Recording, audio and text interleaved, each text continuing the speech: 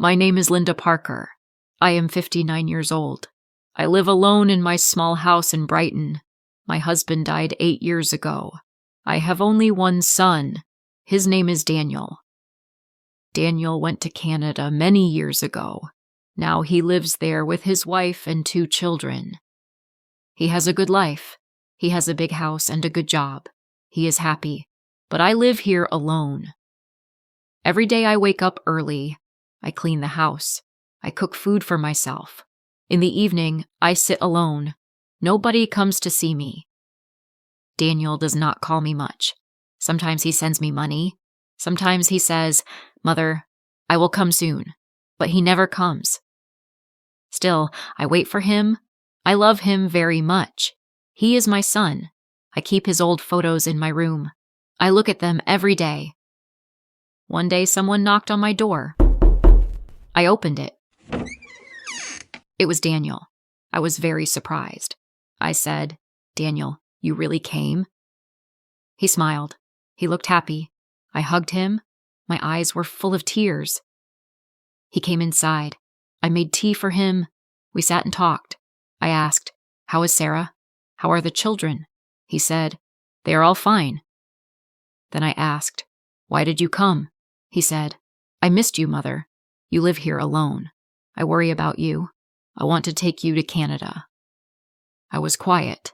He looked at me and said, "You are getting old. It is not safe here. You should come with me. You will be happy there." I said slowly, "But this is my home. I was born here. I got married here. Your father lived here. I cannot leave this house." Daniel looked serious. He said, "This house is very old.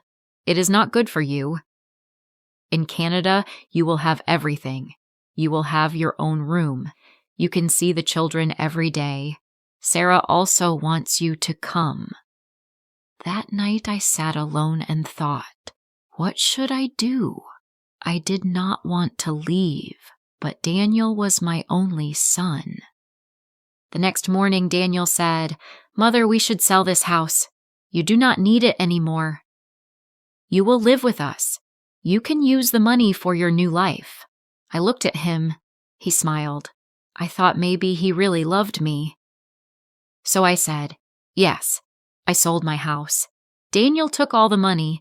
I packed my bag. We went to the airport together. I was sad, but I was also happy. I thought, I will be with my son now.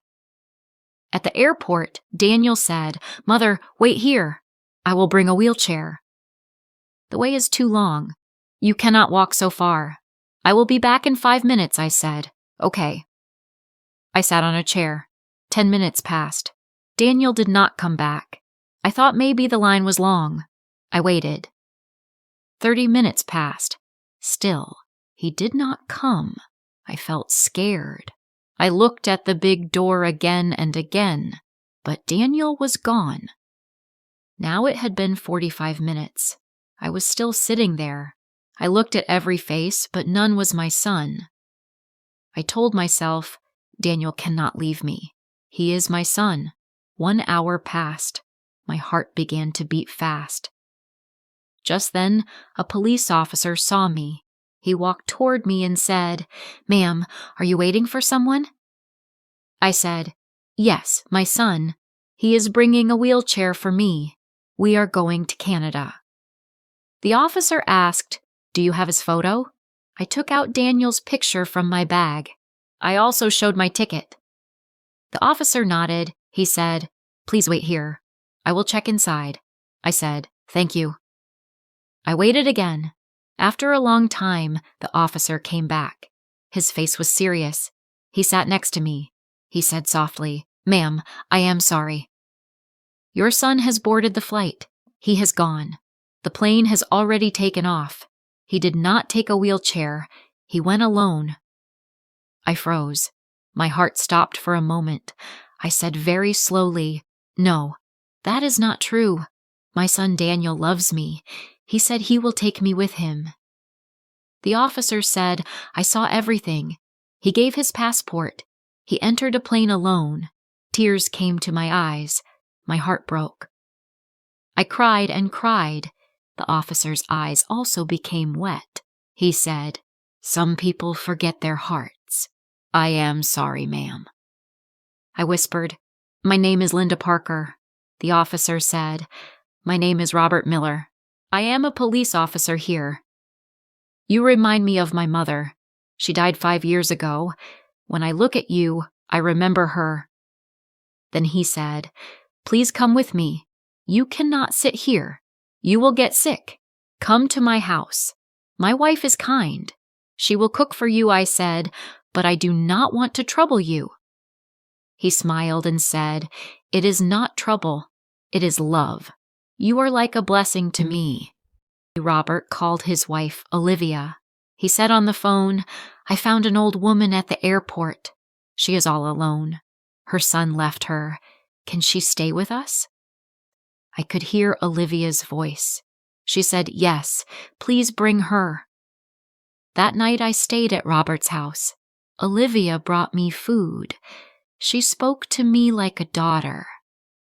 I cried in my room. I missed Daniel.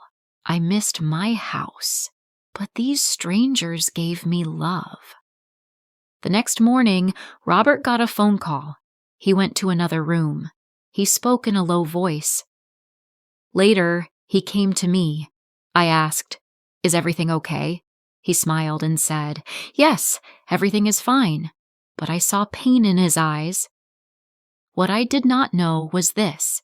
The flight that Daniel took had crashed. There were no survivors. Daniel was gone. But Robert did not tell me. He knew that I still loved my son. Even after what he did, I still prayed for him. I still hoped that one day he would come back. The days passed slowly. I stayed with Robert and Olivia. Robert took care of everything. He helped me go to the doctor. He bought my medicine. He treated me like his mother. His wife gave me respect. Their home became my home. Their family became my family. I only prayed. I prayed for Daniel's soul.